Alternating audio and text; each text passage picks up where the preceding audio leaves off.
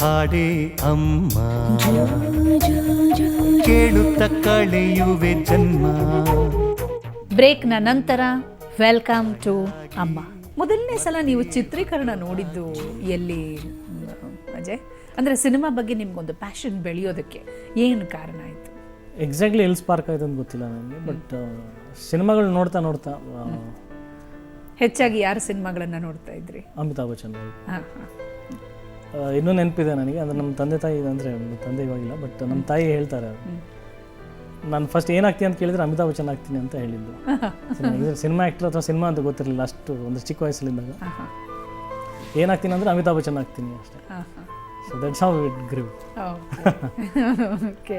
ಅಂದರೆ ತಾಯಿ ಸೆಂಟಿಮೆಂಟಿನ ಸಿನಿಮಾಗಳನ್ನು ಜಾಸ್ತಿ ನೋಡ್ತಿರ್ಲಿಲ್ಲ, ಬರೀ ಆ್ಯಕ್ಷನ್ ಪ್ಯಾಕ್ಡ್ ಸಿನಿಮಾಗಳನ್ನೇ ಜಾಸ್ತಿ ನೋಡ್ತಿದ್ರಿ? ನನಗೆ ಇವತ್ತಿಗೂ ಸೆಂಟಿಮೆಂಟ್ ಸಿನಿಮಾ ನನಗೆ ಅಳೋದು ಜಾಸ್ತಿ ಇಷ್ಟ ಆಗಲ್ಲ. ಬಟ್ ಅದೇನೋ ಗೊತ್ತಿಲ್ಲ, ಸ್ಕ್ರೀನ್ ಮೇಲೆ ಮೋಸ್ಟ್ಲಿ ಅದು ಚೆನ್ನಾಗಿ ಕಾಣಿಸ್ತೀನಿ ಅಂತ ಹೇಳ್ತಾರೆ ಎಲ್ಲರೂ, ಅದೇ ಥರದ್ದು ಕ್ಯಾರೆಕ್ಟರ್ಸ್ ಬರುತ್ತೆ. ಬಟ್ ನನಗೆ ಯೂಶ್ವಲಿ ಕ್ಯಾಮ್ರಾ ಮುಂದೆ ಅಳಿಸ್ಬೇಕನ್ನೋ ನನಗೆ ಇಷ್ಟಪಡಲ್ಲ. ಯಾಕಂದರೆ ನಾವು ಈಗ ಚಾರ್ಲಿ ಚಾಪ್ಲಿನ್ ಆಗಲಿ ಅಥವಾ ಎನಿಬಡಿ, ರಾಜ್ ಕಪೂರ್ ಆಗಲಿ, ಎಷ್ಟೇ ನೋವು ಎಷ್ಟೇ ಕಷ್ಟ ಇದ್ರೂ cinema is a media where you entertain. ಇವನ್ ಒಬ್ಬ ಜೋಕರ್ ಕೂಡ ಸರ್ಕಸಲ್ಲಿ ಬಂದಾಗ ಅವ್ನ ಕಷ್ಟಗಳಿರುತ್ತೆ, but he makes others laugh. So ಸಿನಿಮಾನ ಮಾಧ್ಯಮ ಅದೇ. ಅಷ್ಟೊಂದು ಜನ ಸಿನಿಮಾ ನೋಡೋಕೆ ಬರ್ತಾರೆ, ನಾನು ನಗಿಸ್ಬೇಕು ಅವ್ರಿಗೆ, ನಾನು ನಗಿಸ್ಬೇಕು, ಅವ್ರಿಗೆ ಥ್ರಿಲ್ ಮಾಡಬೇಕು, ಏನಾದರೂ ಎಂಕರೇಜ್ ಮಾಡಬೇಕು. ಹೊರಗಡೆ ಸಿನಿಮಾಯಿಂದ ಬಂದ ಕೂಡಲೇ ಅವರು ಏನಾದರೂ ಒಂದು ಸಾಧನೆ ಮಾಡಬೇಕು ಅನ್ನೋದು ಒಂದು ಉತ್ಸಾಹ ಬರಬೇಕು ಹೊರತು ಹತ್ಕೊಂಡು ಬರಬಾರ್ದು ಅನ್ನೋದು ನನ್ನ ಒಂದು ಕಾನ್ಸೆಪ್ಟ್. ಬಟ್ ಇದುವರೆಗೆ ಆ ಥರ ಸಿನಿಮಾ ಮಾಡ್ಕೊಂಡು ಬಂದಿದ್ದೀನಿ, but I have to change ನಾವು. ಓಕೆ. ಆದರೆ ಎಲ್ಲ ನಗುವಿನ ಹಿಂದೆ ಕೂಡ ಕೊನೆಯಲ್ಲಿ ಒಂದು ತೊಟ್ಟು ಕಣ್ಣೀರು ಇದ್ದೇ ಇರುತ್ತೆ ಅಂತ ಹೇಳ್ತಾರೆ. ಅದು ಹಿಂದೆ ಇರುತ್ತೆ ಅಂದರೆ ಕಣ್ಣೀರಿನ ಇಂಪ್ಯಾಕ್ಟ್ ಇರುತ್ತೆ ಅಂತ ಹೇಳಿ. ಹೆಚ್ಚಾಗಿ ತಮಾಷೆಯ ಸಿನಿಮಾಗಳಿದ್ರೂ ಕೂಡ, ಚಾರ್ಲಿ ಚಾಪ್ಲಿನೇ ಆಗಿರಲಿ, ನೀವು ಹೇಳಿದಾಗೆ ರಾಜ್ ಕಪೂರ್ ಅವರ ಸಿನಿಮಾಗಳೇ ಆಗಿರಲಿ, ಎಲ್ಲದರ ಹಿಂದೆನೂ ಎಲ್ಲೋ ಒಂದು ಮದರ್ ಸೆಂಟಿಮೆಂಟು, ಎಲ್ಲೋ ಒಂದು ತಾನಾನಾಥ ಅನ್ನುವಂಥ ಸೆಂಟಿಮೆಂಟು, ಅದನ್ನು ಪ್ಯಾರಲಲ್ ಆಗಿ ಇಟ್ಕೊಂಡೇನೇ ನಗಿಸ್ತಾ ಇದ್ರು ಅಲ್ವಾ? ಹಾಗಾಗಿ ಅಮ್ಮ ಅನ್ನುವಂಥದ್ದು ನಮ್ಮ ಜೀವನದಲ್ಲಿ ನಮಗೇ ಗೊತ್ತಿಲ್ಲದಂಥ ಹಾಸು ಹೊಕ್ಕಾದ ಒಂದು ಇಮೋಷನ್. ಓಕೆ. ಅಮ್ಮ ನಿಮಗೆ ಸ್ಫೂರ್ತಿ ಮಾತ್ರನ? ಅಮ್ಮ ಸೆಂಟಿಮೆಂಟಲಿ, ಇಮೋಷನಲಿ ನಿಮ್ಮನ್ನು ಎಷ್ಟು ಡಿಸ್ಟರ್ಬ್ ಮಾಡುತ್ತೆ ಆ ಕಾನ್ಸೆಪ್ಟ್, ಅಮ್ಮ ಅನ್ನುವಂಥ ಒಂದು ಕಾನ್ಸೆಪ್ಟ್? ಅಂದರೆ ಈಗ ಹಲವಾರು ಅಮ್ಮಂದ್ರನ್ನ ನಾವು ನೋಡ್ತಾ ಇರ್ತೀವಿ. ಈಗ ನಿಮ್ಮ ಅಮ್ಮ ನಿಮ್ಮ ಎಲ್ಲ ಚಟುವಟಿಕೆಗಳಿಗೂ ಸ್ಫೂರ್ತಿಯಾಗಿದ್ದರು, ನಿಮ್ಮನ್ನು ತಿದ್ದುತ್ತಾ ಇದ್ರು ಅಂತ ಹೇಳಿ. ಹಾಗೆ ಉಳಿದವರ ಅಮ್ಮಂದ್ರನ್ನ ನೋಡ್ತಾ ನೋಡ್ತಾ ನೋಡ್ತಾ ನಿಮಗೆ ಅಮ್ಮ ಅಂತಂದರೆ ಎಲ್ಲಿ ಡಿಸ್ಟರ್ಬ್ ಆಗುತ್ತೆ? ಯಾವ ಕಾರಣಕ್ಕೆ ಡಿಸ್ಟರ್ಬ್ ಆಗುತ್ತೆ? I don't want to lose her ಅಷ್ಟೇ. ಏನು ಹೇಳಿ? I don't want to lose her ಅಷ್ಟೇ. ಹಾಂ, ಅದು may that moment never come ಅಷ್ಟೇ. ಓಕೆ. ಓಕೆ. ಹೀಗೆ ಗ್ರೇಟ್ ಅಮ್ಮಂದ್ರ ಬಗ್ಗೆ ಅಮ್ಮ ತಂಡ ಒಂದಷ್ಟು ಕಿರುಚಿತ್ರಗಳನ್ನು ಅಲ್ಲಲ್ಲಿ ಹೋಗಿ ಬೇರೆ ಬೇರೆ ಡಿಸ್ಟ್ರಿಕ್ಟ್ಗಳಿಗೆ, ಬೇರೆ ಬೇರೆ ತಾಲೂಕು ಸೆಂಟರ್ಸ್ಗಳಿಗೆ ಹೋಗಿ ಪಿಕ್ಚರೈಸ್ ಮಾಡ್ಕೊಂಡು ಬಂದಿದ್ದಾರೆ. ಅಂಥ ಒಂದು ಗ್ರೇಟ್ ಅಮ್ಮನ ಒಂದು ಕಿರುಚಿತ್ರವನ್ನು ನೋಡಿ ನಮ್ಮ ಮಾತನ್ನು ಮುಂದುವರಿಸೋಣ. ನಮ್ಮಲ್ಲಿ ಒಂದು ಮಾತಿದೆ, ಜನನಿ ತಾನೇ ಮೊದಲ ಗುರುವು. ಹೀಗೆ ಪ್ರತಿಯೊಬ್ಬರೂ ಅಮ್ಮನಿಂದ ಅಕ್ಷರ ಕಲಿತವರೇ. ಅಮ್ಮ ಮಕ್ಕಳಿಗೆ ಉತ್ತಮ ಸಂಸ್ಕಾರ ಕೊಟ್ಟೇ ಬೆಳೆಸ್ತಾಳೆ. ಎಲ್ಲೋ ಕೆಲವರು ಕೆಟ್ಟವರ ಸಹವಾಸದಿಂದ ಹಾದಿ ತಪ್ಪಿಬಿಡ್ತಾರೆ, ಆದರೆ ತಾಯಿಯಾದವಳು ಮಾತ್ರ ಯಾವತ್ತೂ ಕೆಟ್ಟದ್ದನ್ನು ಕಲಿಸಲ್ಲ. ಹೆಚ್ಚಾಗಿ ರಾಮಾಯಣ ಮತ್ತು ಮಹಾಭಾರತ ಮಕ್ಕಳಿಗೆ ತಿಳಿದಿರಲೇಬೇಕು ಅನ್ನೋದಕ್ಕೋಸ್ಕರ ಗುರುರಾಜ ನಾಯ್ಡು ಹರಿಕತೆ ಕರ್ಕೊಂಡೋಗಿದ್ದಾರೆ. ಮಾಲೂಟಿ ಸೊಣ್ಣಪ್ಪ ಅವರ ಪ್ರವಚನಗಳಿಗೆ, ಅವರ ಹರಿಕತೆಗಳಿಗೆಲ್ಲ ಕರ್ಕೊಂಡೋಗಿ ಸಾಕಷ್ಟು ಜನ ಬೆಳೆಸಿದ್ದಾರೆ. ಇವತ್ತು ನಾವು ಏನೇ ಮಾತಾಡ್ತಾ ಇದ್ದೀವಿ ಅಂತಂದರೆ, ಅವತ್ತು ನಮ್ಮಮ್ಮ ಕರ್ಕೊಂಡೋಗಿದ್ದಾನೆ, ಎಲ್ಲ ಅದನ್ನೆಲ್ಲ ಕೇಳಿಸಿದ್ದು, ನಾವು ಅದನ್ನು ಗ್ರಹಿಸಿ ಇಟ್ಕೊಂಡಿದ್ದು. ಸಮಯ ಸಂದರ್ಭ ಬಂದಾಗ ಅದು ಮತ್ತೊಬ್ಬರಿಗೆ ಹೇಳೋದಕ್ಕೆ ಆಧಾರಪೂರ್ವಕವಾಗಿ ಹೇಳೋಷ್ಟು ನಮಗೆ ಜ್ಞಾನ ತುಂಬಿಸ್ತವ್ರು ಅವರು.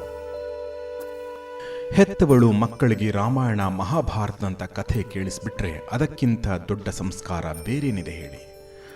ಅಂಥ ಸಂಸ್ಕಾರ ಹಾಕಿಕೊಟ್ಟವರು ಈ ಯಶೋಧಮ್ಮ. ತಾಯಿ ನಡೆಸಿದ ಹಾದಿಯಲ್ಲಿ ನಡೆದವರು ಮಗ ವಿಜಯ್ ಕುಮಾರ್. ಕಳೆದ 25 ವರ್ಷಗಳಿಂದ ಕನ್ನಡ ಚಿತ್ರರಂಗದಲ್ಲಿ ಸಾರ್ವಜನಿಕ ಸಂಪರ್ಕ ಅಧಿಕಾರಿಯಾಗಿ ಅವರು ಕೆಲಸ ಮಾಡುತ್ತಿದ್ದಾರೆ. ವಿಜಯ್ ಕುಮಾರ್ಗೆ ತಾಯಿ ಅಂದರೆ ಅಪಾರ ಪ್ರೀತಿ, ಅದಮ್ಯ ಭಕ್ತಿ.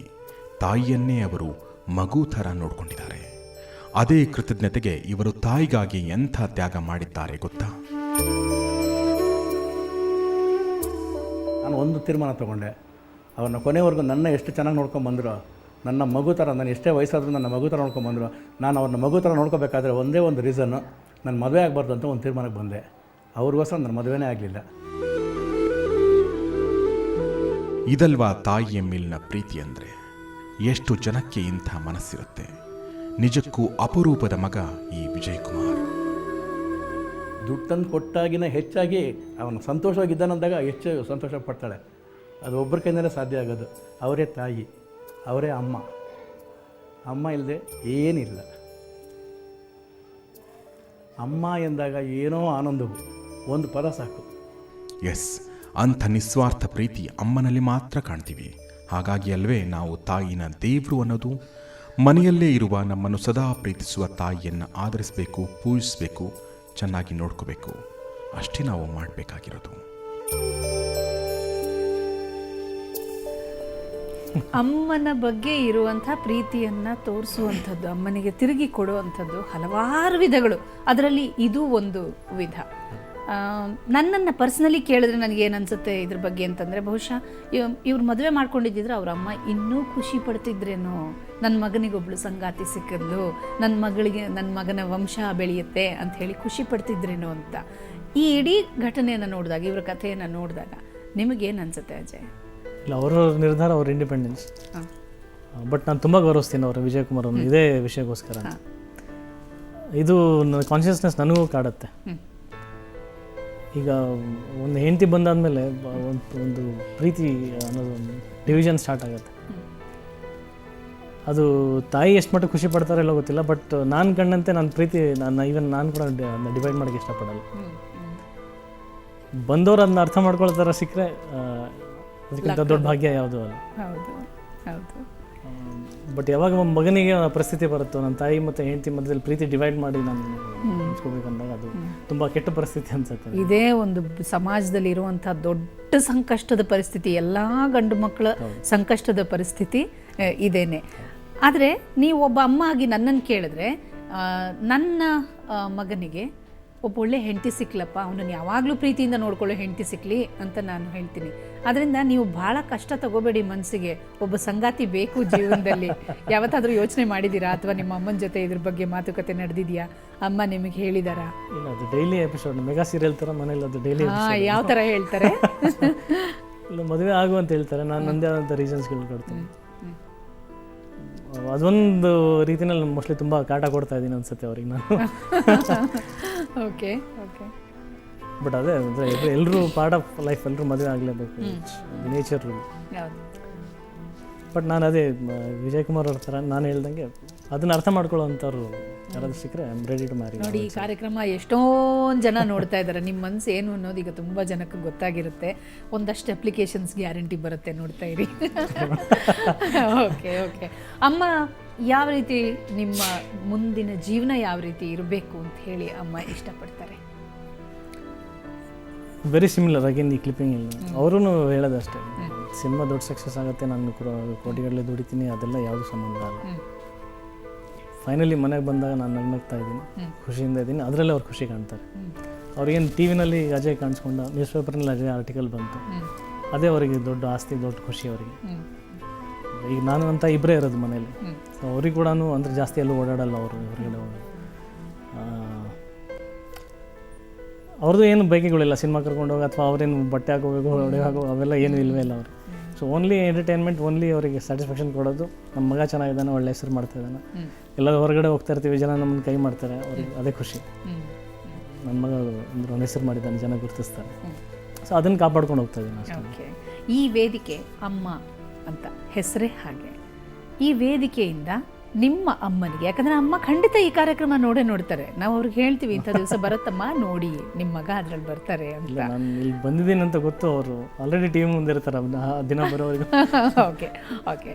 ಈ ಅಮ್ಮ ವೇದಿಕೆಯಿಂದ ನಿಮ್ಮ ಅಮ್ಮನಿಗೆ ಯಾವ ಸಂದೇಶ ಕೊಡೋದಕ್ಕೆ ಇಷ್ಟಪಡ್ತೀರಾ? ಏನು ಹೇಳೋದಕ್ಕೆ ಇಷ್ಟಪಡ್ತೀರಾ? ಕ್ಯಾಮ್ರಾದ ಮೂಲಕ ನೀವು ಅನೇಕ ಪಾತ್ರಗಳಲ್ಲಿ ಭಾಗವಹಿಸಿರ್ಬೋದು, ಅದು ಬೇರೆ ವಿಷಯ. ಆದರೆ ಕ್ಯಾಮ್ರಾದ ಮೂಲಕ ಅಮ್ಮ ನಿನಗೋಸ್ಕರ ನಾನು ಒಂದು ಸಂದೇಶ ಕೊಡ್ತಾ ಇದ್ದೀನಿ ಅಂತ ಅಮ್ಮನ ಕಣ್ಣಲ್ಲಿ ಕಣ್ಣಿಟ್ಟು ಹೇಳೋದಕ್ಕೆ ಇದು ಒಂದು ಅವಕಾಶ. ಅಮ್ಮ, ನಾನು ನಿನ್ನ ತುಂಬ ತುಂಬ ಪ್ರೀತಿಸ್ತೀನಿ. ನನಗೆ ದೇವ್ರಿಗಿಂತ ಶ್ರೇಷ್ಠ. ದೇವರು ಇದಾರೋ ಇಲ್ವೋ ನನಗೆ ಗೊತ್ತಿಲ್ಲ, ಬಟ್ ನೀನೇ ನನಗೆ ಶ್ರೇಷ್ಠ, ನೀನೇ ನನಗೆ ದೇವರು. ತುಂಬ ಪ್ರೀತಿಸ್ತೀನಿ. I love you. ವಂಡರ್ಫುಲ್. ಅಮ್ಮ ಕಾರ್ಯಕ್ರಮಕ್ಕೆ ಬಂದು ಇಷ್ಟು ಹೊತ್ತು ನಿಮ್ಮ ಅಮ್ಮನ ಜೊತೆಗಿನ ನೆನಪುಗಳನ್ನು, ನಿಮ್ಮ ಅಮ್ಮನ ಜೊತೆಗಿನ ಜೀವನನ, ನಿಮ್ಮ ಗುರಿಯನ್ನು ಎಲ್ಲ ನಮ್ಮ ಜೊತೆ ಹಂಚಿಕೊಂಡಿದ್ದಕ್ಕೆ ನಿಮಗೆ ಅನೇಕ ಧನ್ಯವಾದಗಳು. ಇದು ನಿಮ್ಮ ಅಮ್ಮ, ಅದು ನಿಮ್ಮ ಪುಟ್ಟ ಅಜಯ್, ಏನದು ಕಡೆ ಕಟ್ಟಾಣಿ ಕಡೆ ಕಟ್ಟಾಣಿ. ಹಾಗೆಯೇ ನಿಮ್ಮ ಅಮ್ಮನಿಗೆ ಅಮ್ಮ ವೇದಿಕೆಯಿಂದ ಈ ಪುಷ್ಪಗಳು ಅಮ್ಮನ ಕೊಡಿ. ಅಮ್ಮನ ಆರೋಗ್ಯ ಚೆನ್ನಾಗಿರಲಿ. ಅವರು ಎಷ್ಟು ದೀರ್ಘಕಾಲ ನಿಮ್ಮ ಜೊತೆ ಇರೋದಕ್ಕೆ ಸಾಧ್ಯನೋ ನಿಮ್ಮ ಇಚ್ಛೆ ಪ್ರಕಾರ ಅವರು ಖಂಡಿತ ನಿಮ್ಮ ಜೊತೆ ಇರಲಿ. ಅವರನ್ನು ನಿಮ್ಮನ್ನು ಅರ್ಥ ಮಾಡಿಕೊಳ್ಳುವಂಥ ಒಳ್ಳೆಯ ಸಂಗಾತಿ ನಿಮಗೆ ಸಿಗಲಿ ಅಂತ ಹೇಳಿ ಅಮ್ಮ ವೇದಿಕೆಯಿಂದ ನಾವು ಹಾರೈಸ್ತೀವಿ. ತುಂಬ ಥ್ಯಾಂಕ್ಸ್. ಗರ್ಭದ ಒಳಗೂ ಗಂಧವ ಹಚ್ಚಿ ಸ್ನಾನವ ಮಾಡಿಸಿದೆ, ಎದೆಯ ಹಾಲ ಅಮೃತವನ್ನೇ ಪಾನವ ಮಾಡಿಸಿದೆ, ಹರಿದ ಸೆರಗಲು ಕಂಬಳಿ ಹೊದ್ದಿಸಿ ಮಾನವ ಕಾಯುವವಳೇ, ಕತ್ತಲು ಬೆಳಕಿನ ಬದುಕ ಸಾಗಿಸಿ ಕನಸನೇವವಳೇ, ಮುಕ್ಕೋಟಿ ದೇವರು ಸಾಲುಗಟ್ಟಿ ನಿಂತರು ನಿನಗೆಂದು ಸಾಟಿಯಲ್ಲ ಅಮ್ಮ, ನೀ ತೂಗೋ ಜೋಲಿಯಲ್ಲಿ ಹೊಲಿದಿರೋ ದಾರಗಳ ಇಳಿಸುತ್ತ ಕಳೆಯಬೇಕು ಜನ್ಮ.